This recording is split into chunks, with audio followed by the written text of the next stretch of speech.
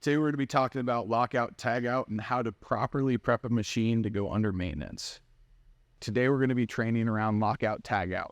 In this video, participants will understand when lockout, tagout procedures are required, what the source of hazardous energies are, how to execute basic procedures for locking out and restarting equipment, and when alternative energy control procedures come into play. So first, what is a lockout? The goal of machine lockout is to prevent the accidental energized or startup of equipment. Lockout procedures are completed by isolating the energy source of the machine and physically locking them so they cannot be re-energized. And what makes a lockout procedures effective? Employees working inside a hazardous area of the machine are protected by a lock. The only person that can remove the lock is the employee who originally put it on. The term tagout is often used alongside lockout. Tagout procedures are similar to a lockout in that they are meant to control hazardous energies. However, with tagout procedures, machines cannot be physically locked out. Instead, the machine's energy is isolated with a tag and is placed on the equipment as a warning to all employees. Tagout procedures are not as effective as lockout ones, as tags may not be seen by other employees. Tagout procedures may not be used if the machine can be locked out. Tagout procedures are becoming rare as new and retrofitted equipment are required to accept locks. There are two different types of employees that we want to talk through here. There's the authorized employee and the affected employee. An authorized employee refers to an employee who is trained and authorized to perform work requiring the identification of the controlled energy source. Generally, this work is service or maintenance required. An affected employee, this refers to an employee who does not use lockout tagout procedures but works in the area where the equipment may include locks and tags on energy controlled devices. What is an energy source? Energy sources, which may be present in many machines, include electrical, mechanical, pneumatic or gas, hydraulic, thermal, chemical, or stored. Stored energy is energy that is stored even after the control device is locked. We have developed energy control procedures for each applicable piece of equipment. Procedures are available to all employees at all times. New equipment must have been approved energy control procedure before it can be put into service. If you ever notice that the energy control procedure is missing, notify your supervisor immediately. When it comes to locks, authorized employees will be issued the locks, which should just have one key.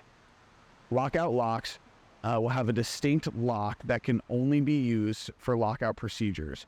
This ensures lockout locks are consistent and that the affected employees can easily recognize a lockout. Tags should be used with a lock. This serves as a warning of hazardous energy and helps identify who originally placed the lock. In preparation for lockouts and tagouts, to perform the job required lockout, tagout, you must review the energy control procedures, produce all hardware needed to lock out the energy sources, and complete all information needed with your tags. In a lockout sequence, every piece of equipment has its own specific procedures. However, the following are some lockout sequences best practices to consider. Notify the affected employees on that machine that it will be shut down. Identify the types of and magnitude of energy involved in the lockout. Shut down the equipment using standard stopping procedures. Isolate the energy source. Lock out that energy source with the appropriate device and locks. Dissipate or restrain any stored energy from the machine. Test the machine to ensure that the procedure was effective. No employees should be nearby when this happens. Return to the machine's control panel to a safe position after verification concludes. Check the machine's equipment and the immediate area around the machine to ensure the non-essential items have been removed and that the machine and the equipment components are operationally intact. When it comes to the restoration of energy, check the machine or the equipment and the immediate area around the machine to ensure that non-essential items have been removed and that the machine or equipment components are operationally intact. Check the work to ensure that all employees have been safely positioned and removed from the area. Verify that the controls are in neutral. Remove the lockout device and re-energize the machine or equipment. The removal of some forms of blocking may require re-energization re-energizing may require re-energizing of the machine before the safe removal can be completed. Notify affected employees that the servicing or maintenance is completed and that the machine or equipment is ready to use. When it comes to multiple employee lockout, whenever more than one employee is working on a piece of equipment requiring lockout or tagout, the following rules applies. Each employee must have his or her own energy control. A group lockbox could also be used.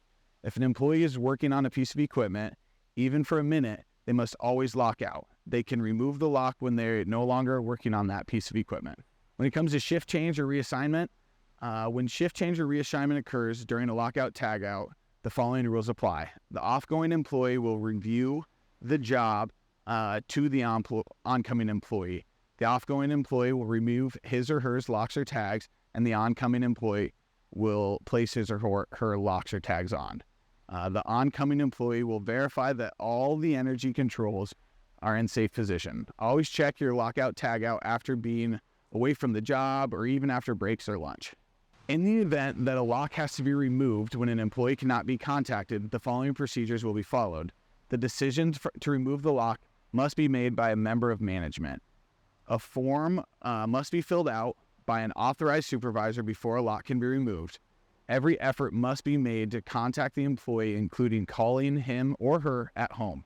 A member of the management will meet the employee at the entrance before the next scheduled work shift. To cut off the lock will be left with a note on the employee's bench or toolbox.